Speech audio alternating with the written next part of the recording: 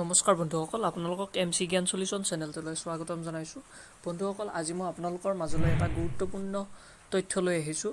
যদি আপোনালোকে এতিয়াও কোভিড ভেকচিন লোৱা নাই বা আপোনালোকে ভৱিষ্যতে কোভিড ভেকচিন ল'ব, তেনেহ'লে আপোনালোকৰ বাবে অতি গুৰুত্বপূৰ্ণ আৰু জৰুৰী ভিডিঅ' হ'ব এইটো।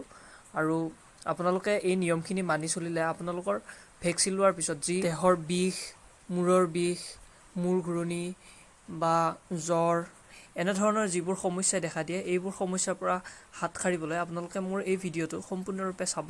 ভিডিঅ'টো স্কিপ নকৰিব। আপোনালোকে যদি মোৰ চেনেলটো এতিয়ালৈকে ছাবস্ক্ৰাইব কৰা নাই, তেনেহ'লে মোৰ চেনেলটো ছাবস্ক্ৰাইব কৰি ল'ব আৰু লগতে ওচৰতে থকা বেল আইকনটো দবাই ল'ব। বন্ধুসকল, আপোনালোকক মই জনাওঁ যে আপোনালোকে যদি ভেকচিন ল'বলৈ যায়, তেনেহ'লে ভেকচিন ল'ব যাওঁতে আপোনালোকে কোনো কাৰণত খালী পেটত নাযাব। আপোনালোকে যেনেদৰে নহওক আপোনালোকৰ পেটটি পূৰ কৰি ৰাখিব। আপোনালোকৰ যি ভোকৰ আপোনালোকৰ মনত ভোক থাকিব নিদিব, আপোনালোকৰ পেটত ভোক থাকিব নিদিব আৰু আপোনালোকে কোনো কাৰণত ঠাণ্ডা পানী ব্যৱহাৰ নকৰিব, আপোনালোকে গৰম পানী ব্যৱহাৰ কৰিব। আপোনালোকে সেই ভেকচিন লোৱাৰ পিছতো ধুনীয়াকৈ আৰামত থাকিব, অৰ্থাৎ ঘৰত অলপ আৰাম কৰিব, আপোনালোকে শুই দিব আৰু লগতে ভাল খাদ্য যেনেধৰণৰ আপেল, কল এনেকুৱা ধৰণৰ খাদ্য আপোনালোকে গ্ৰহণ কৰিব। ঠাণ্ডা বস্তু ব্যৱহাৰ নকৰিব, ঠাণ্ডা পানীয় দ্ৰব্যও আপোনালোকে নাখাব আৰু লগতে আপোনালোকে আপোনালোকৰ স্বাস্থ্য ভালে থাকিবৰ বাবে ORS বা ORS এনেধৰণৰ যিবোৰ পুষ্টিকাৰক পানীয় দ্ৰব্য আছে সেইবোৰ ব্যৱহাৰ কৰিব পাৰিব। আপোনালোকে সেইবোৰ খালে আপোনালোকৰ দেহটো সজীৱ হৈ থাকিব। আৰু লগতে আপোনালোকে যিদিনা ভেকচিন ল'ব, সিদিনা আপোনালোকে কোনো কাৰণত যিমান কাম থাকিলেও আপোনালোকে তেনেদৰে দেহটোক বহুত কষ্ট নিদি আপোনালোকে পাৰিলে সেই কামৰ পৰা দূৰত থাকিব, কামবোৰ কৰিবলৈ নাযাব বা সিদিনা আপোনালোকে ৰেষ্ট ল'ব।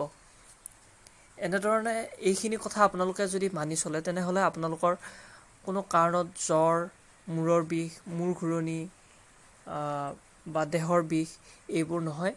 আৰু যিটো আপোনালোকক পেৰাচিটামল টেবলেট দিব, সেই পেৰাচিটামল টেবলেটটোৱে আপোনালোকে গধূলি খাই দিব।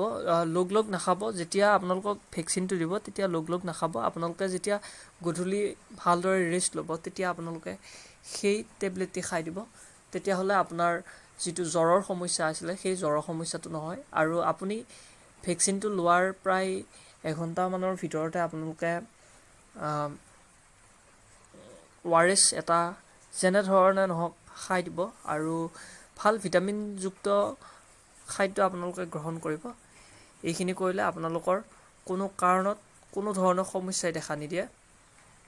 আৰু লগতে আপোনালোকৰ যদি কিছুমান সৰু সুৰা প্ৰব্লেম থাকে, তেনেহ'লে আপোনালোকে য'ত ভেকচিন ল'ব তাতে আপোনালোকে ধুনীয়াকৈ সুধি ল'ব পাৰিব। আৰু আপোনালোকৰ যদি ডায়েবেটিছ ধৰণৰ কিছুমান বেমাৰ থাকে, তেনেহ'লে আপোনালোকে য'ত ভেকচিন ল'ব যাব তাত স্বাস্থ্যকৰ্মীসকলক আপোনাৰ যি অসুখ আছে বা যি প্ৰব্লেম আছে সকলোবোৰ খুলি ধুনীয়াকৈ কৈ দিব। তাৰপিছতহে আপুনি ভেকচিনটো ল'ব। এইখিনি আপুনি কৰিলে আপোনাৰ কোনো ধৰণৰ ভৱিষ্যতে প্ৰব্লেম নাহে।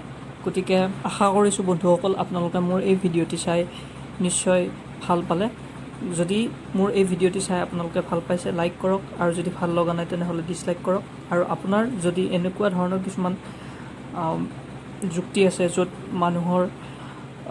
মানুহ লাভৱান হয়, তেনেহ'লে আপোনালোকে কমেণ্ট ছেকশ্যনত গৈ কমেণ্ট কৰি জনাব পাৰে। আৰু ভিডিঅ'টো কেনেকৈ লাগিল আপোনালোকে নিশ্চয় জনাব। চেনেলটো ছাবস্ক্ৰাইব কৰিব। ধন্যবাদ। জয় আই অসম।